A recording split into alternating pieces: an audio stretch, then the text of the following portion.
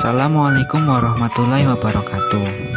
Teman-teman, kali ini kita akan belajar tentang metabolisme. Sebelumnya, saya akan memperkenalkan diri. Saya Dwi Prayogi dari jurusan Pendidikan IPA semester 4 Universitas Sarjana Wiyata Taman Siswa. Dalam metabolisme, kita akan mempelajari berbagai materi. Materi yang akan kita pelajari adalah sebagai berikut. Untuk yang pertama, kita akan mengetahui pengertian metabolisme. Dan yang selanjutnya, fungsi-fungsi metabolisme. Kemudian reaksi dalam metabolisme, yang mana reaksi tersebut adalah katabolisme dan anabolisme. Mari kita simak penjelasan berikut ini. Apa itu metabolisme? Metabolisme adalah semua reaksi kimia yang terjadi dalam organisme, termasuk yang terjadi pada tingkat sel. Yang selanjutnya adalah fungsi-fungsi metabolisme. Fungsi yang pertama yaitu untuk memperoleh energi kimia dari degradasi sari makanan yang kaya energi dari lingkungan atau dari energi solar. Fungsi yang kedua untuk mengubah molekul nutrien menjadi prekursor unit pembangun bagi makromolekul sel.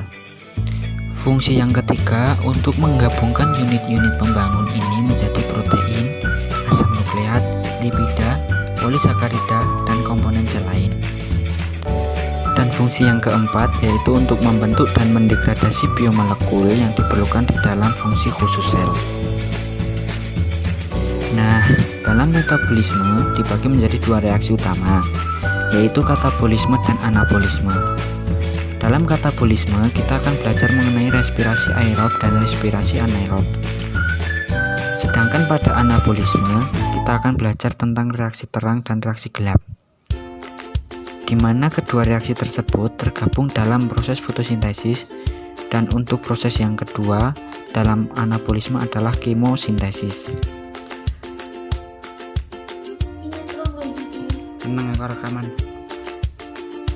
Nah teman-teman, untuk selanjutnya kita akan lebih detail dalam belajar anabolisme dan katabolisme.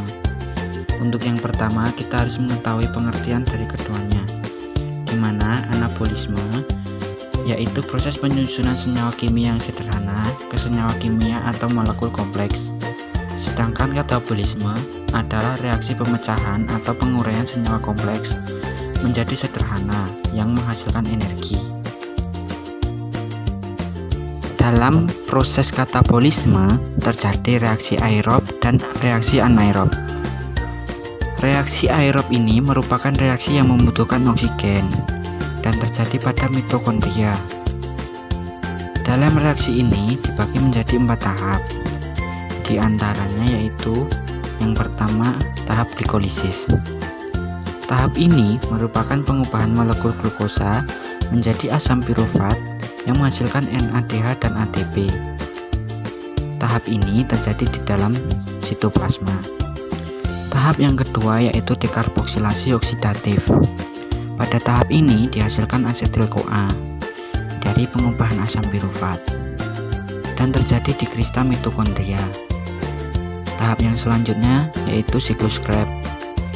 Bahan dasar proses ini adalah asetil-CoA dan tempat terjadinya yaitu di matriks mitokondria yang menghasilkan 6 NADH, 2 FADH, 2 ATP, dan 4 CO2. Dan yang terakhir yaitu tahap transport elektron, di mana tahap ini menghasilkan H2O dan ATP, dan tempat terjadinya yaitu di membran mitokondria. Yang selanjutnya, reaksi anaerob atau fermentasi. Reaksi anaerob ini dibedakan menjadi dua, yaitu fermentasi alkohol dan fermentasi asam laktat. Pada fermentasi ini, respirasi tidak membutuhkan oksigen dan terjadi pada sitoplasma. Nah teman-teman, kemudian kita akan mempelajari tentang anabolisme. Anabolisme merupakan suatu rangkaian reaksi kimia yang substrat awalnya adalah molekul sederhana dan produk akhirnya adalah molekul kompleks. Pada proses anabolisme ini terjadi dengan bantuan energi cahaya dan kimia. Masing-masing energi tersebut yaitu energi cahaya berupa fotosintesis dan energi kimia dengan proses kemosintesis. kita akan mempelajari lebih lanjut mengenai fotosintesis. Dalam proses fotosintesis terdapat dua tahapan reaksi, diantaranya reaksi terang dan reaksi gelap. Di mana pada reaksi terang bergantung dengan cahaya untuk proses pemecahan air atau fotolisis, dan pada reaksi gelap tidak bergantung pada cahaya. Kemudian pada reaksi terang ini proses terjadinya di grana. Dalam reaksi ini dibedakan menjadi dua fosforilasi, diantaranya aliran elektron non-siklik dan aliran elektron siklik. Untuk lebih lengkapnya adalah berikut ini. Perbedaan aliran elektron siklik dan siklik. Pada aliran non-siklik, jenis fotosistemnya yaitu fotosistem 1 atau P700 dan fotosistem 2 atau P680. Produk yang dihasilkan berupa NADPH dan ATP serta O2. Pada aliran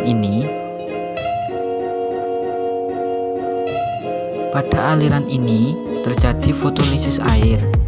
Proses yang dilalui yang pertama, elektron dari P680 melalui sistem transport menuju ke P700 dan tidak kembali lagi ke P60. Sedangkan pada aliran siklik atau fosforilasi siklik, ini jenis fotosistemnya yaitu fotosistem 1 atau P700 dan menghasilkan produk berupa ATP. Pada fosforilasi ini tidak terjadi fotolisis air. Proses dalam aliran ini dimulai dari elektron P700, kemudian melalui sistem transport, lalu kembali lagi ke P700. Yang selanjutnya yaitu reaksi gelap. Pada reaksi ini tidak bergantung pada cahaya, namun menggunakan ATP yang dihasilkan dari reaksi terang. Reaksi ini terjadi di sitroma dan disebut juga dengan siklus Kelvin.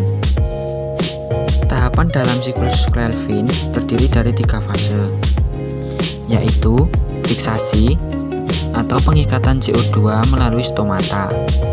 Yang kedua, reduksi atau pembentukan senyawa PgAl dari PGA dengan bantuan ATP dan pelepasan H2 dari NADPH. Yang ketiga adalah regenerasi atau pembentukan RuBB kembali dari PgAl. Yang selanjutnya kita akan belajar mengenai kemosintesis.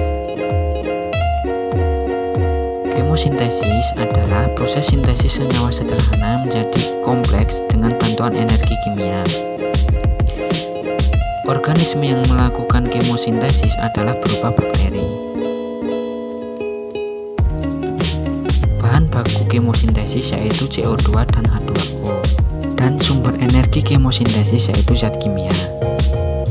Nah teman-teman, itulah penjelasan dan belajar kita mengenai metabolisme dan apa saja keterkaitan yang ada di dalamnya, baik anabolisme maupun katabolisme.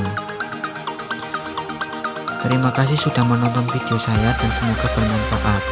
Wassalamualaikum warahmatullahi wabarakatuh.